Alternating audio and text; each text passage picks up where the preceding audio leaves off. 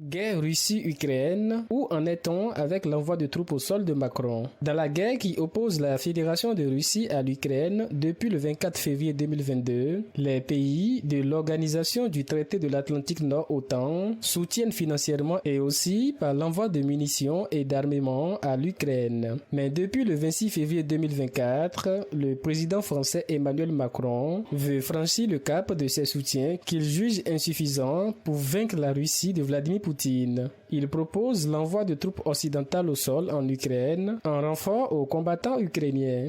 Il n'y a pas de consensus aujourd'hui pour envoyer de manière officielle, assumée et endossée des troupes au sol, mais en dynamique, rien ne doit être exclu.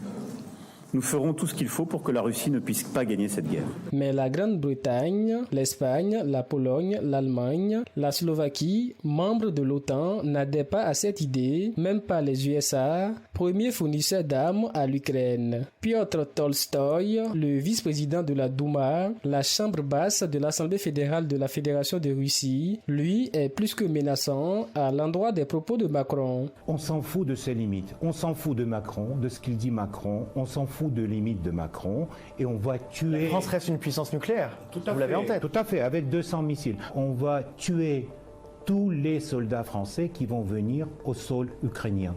Tous.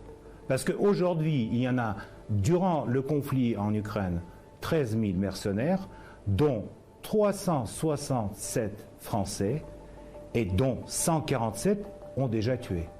Et on va tuer tout le monde.